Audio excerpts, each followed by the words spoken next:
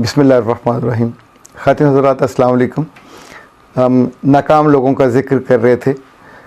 मुझे मौका मिला कोई 10 साल तक यूनिवर्सिटी की तालीम में हिस्सा बनने का, और मैंने इन 10 सालों में मुसलसल ये प्रैक्टिस रखी कि करीबन अपनी हर क्लास से उनके ज़िंदगी में आने वाले और उनके ख़ानदान में नाकाम होने वाले लोगों की रिसर्च करवाता रहा। यूँ मेरे पास एक बहुत यूँ समझें कॉम्प्रिहेंसिव इंफॉर्मेशन और सोर्स ऑफ इंफॉर्मेशन जो बराह रास्त है वो मुयस्सर आया। मैंने नोटिस किया कि नाकाम लोगों में कुछ चीज़ें कॉमन हैं, यानी जो भी ज़िंदगी में नाकाम होना चाहता है, अगर वो इनको पॉइंट बना के रख ले तो नाकामी यकीनी है, और जो नाकाम होने से बचना चाहता है वो उनको लिख के रख ले तो उससे बच भी सकता है। लाइक रिसर्च ने जो ख़ुद हमने कंडक्ट की, किसी अमेरिका से या यूरोप से नहीं आई, हमारे अपने ही लोगों, अपने ही घरों, अपने ही ज़ातों, बरादरियों और जो हमारे लोकल लोगों की नाकामी से हमने ये सीखा। पहली बात ये थी कि इनमें से बेशतर वो लोग थे जिन्हें बिज़नेस का आगाज़ करते हुए, अपना काम का आगाज़ करते हुए इस बात का यकीन था कि वो नाकाम हो जाएंगे। दूसरा, नाकाम होने के बाद इन सब में जो कॉमन बात है, दे कंप्लेंट, वो शिकायत करते हैं दूसरों की। तीसरा, दे लव टू ब्लेम, जब वो काम करते थे तब भी, जब वो नाकाम हो गए तब भी वो अपनी रिस्पॉन्सिबिलिटी लेने पे तैयार नहीं है। वो हमेशा या मौके को या लोगों को या वजूहात को ढूंढते हैं और सारा मलबा उन पे डाल देते हैं। जब वो काम कर रहे थे तो भी अपना काम करते हुए वो हमेशा तवक्को दूसरों से करते थे कि वो उनका काम करें, नतीजतन दूसरे उनका काम नहीं कर सकते थे। एक बहुत बड़ी कॉमन वजह जो हमारे लोगों की नाकामी की बनी, इनमें से अक्सर वो लोग थे जिनके पैसे या सरमाया उनका अपना नहीं था, यानी जिसे कहते हैं कि माले मुफ्त दिले बेरहम। अपना सरमाया हो, अपनी कमाई हो तो आप बहुत एहतियात से खर्च करते हैं। जब दूसरे का सरमाया हो तो बुनियादी तौर पे उस वक्त इंसान लापरवाह भी हो जाता है, बेपरवाह भी हो जाता है और कहीं कहीं थोड़ा जालिम भी हो जाता है। यानी पार्टनर्स हों या अजीज़ों का रुपया पैसा हो, उसमें बहुत एक कॉमन बात लोगों ने ये बताई कि वो अपनी ख्वाहिश को पूरा करने के लिए दफ्तर को लेविश किस्म का सजाते थे। वो मार्केटिंग पे ज़ोर नहीं देते थे, वो प्रोडक्शन पे ज़ोर नहीं देते थे। उनका जो असल ज़ोर होता था दिखावे पे, उनकी कुर्सी अच्छी हो, उनका दफ्तर अच्छा हो, उसमें शीशा लगा हो, फर्नीचर बहुत उम्दा हो, बैठने का बहुत। इवन इनमें से अक्सर वो लोग थे जिन्होंने रिसेप्शनों पे और काम करने वाले अमले में बहुत बड़ी तादाद में खूबसूरत लड़कियों को स्टाफ हायर किया और उन्हीं से वो बैठ के खुश होते रहते थे, गपशप करते रहते थे। देखिए, ये मुस्तकिल खर्च है, आँख का भी, पैसे का भी, जहन का भी, सलाहियत का भी, बट प्रोडक्शन तो उसमें से कुछ नहीं निकल रही। पैसा तो आपका लगता जाएगा, यानी कितने कोहे होत के बराबर पैसे आपके पास हो तो लग जाएंगे, लेकिन अगर वहाँ से वापस नहीं आ रहे तो ये बिज़नेस डूबेगा ही डूबेगा।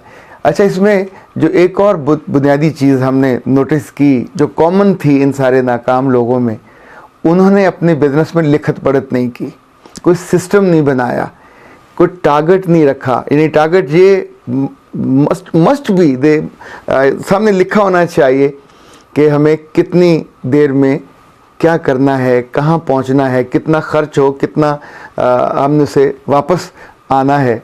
अगर सिर्फ आप खर्च ही खर्च करते जाएंगे तो एक वक्त आता है कि आपके पास सारा सरमाया खर्च हो जाता है और फिर बाकी कुछ भी नहीं बचता। मुझे याद है हमारे एक दोस्त हुआ करते थे, उन्होंने अपने 2-3 दोस्तों के साथ मिलकर एक बड़ा शानदार बिज़नेस किया और उस ज़माने में ये उनकी कंसल्टेंसी थी जो स्टॉक एक्सचेंज में लोगों को वो मशावरत देते थे। बड़ा कामयाब काम था, यानी जिस अदारे में वो काम कर रहे थे वो उनको बहुत अच्छा पे कर रहे थे। अच्छा, उन्होंने सोचा कि जब ये इतना कामयाब है तो मैं क्यों नहीं हो सकता। अब 1-1.5 साल लगाने के बाद आप उस लेवल पे जो वो अदारा इतने सालों और इतने सरमाए से बना था नहीं पहुंच पाते।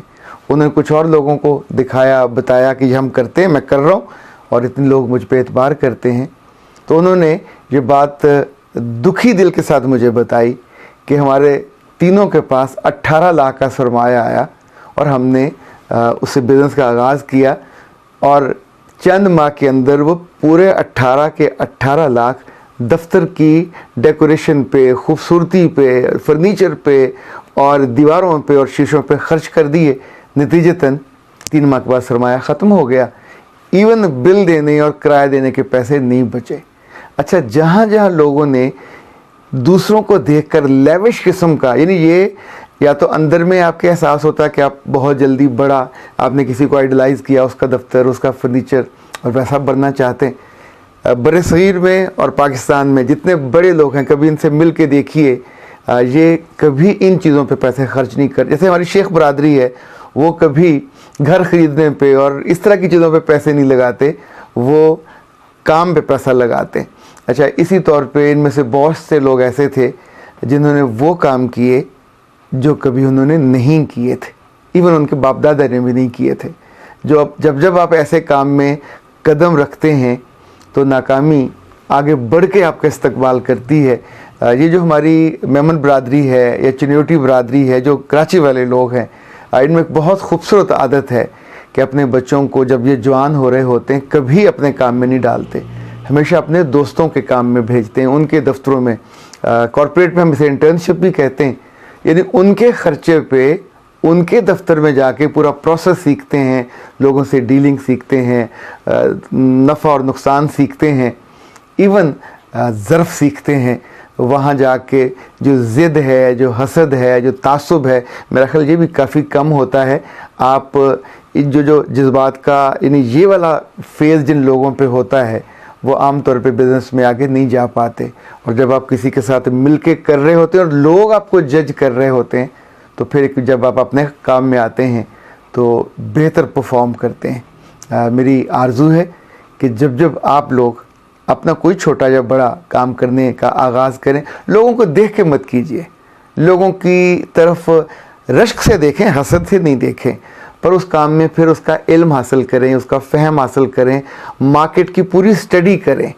मार्केट को जब तक आप देख नहीं लेंगे, उसके पूरे ऑप्शंस नहीं देख लेते, पूरे चैलेंजेस नहीं देख लेते, पूरे थ्रेट्स नहीं देख लेते, यानी पूरा सॉर्ट आपको एनालिसिस करने के बाद ही जाना चाहिए, ताकि किसी यूनिवर्सिटी में, किसी अदारे में फिर तालिब इल्म आपके पास ये पूछने ना आए कि आप नाकाम कैसे हुए और नाकाम होने के बाद कैसा महसूस करते हैं।